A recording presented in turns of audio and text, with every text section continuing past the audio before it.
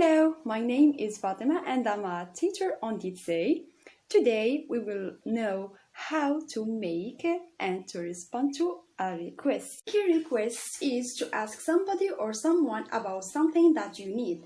For example, if we want to make a request, we can say, would you, can I, could you, would you mind plus verb plus ing.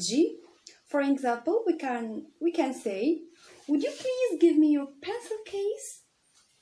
Yes, of course. About accepting a request, we can say, yes, sure, of course, why not? And to refuse a request, we can say, no, I can't. Sorry, I'm afraid I can't. This is our first lesson for today. Don't hesitate to contact me and feel free. Goodbye.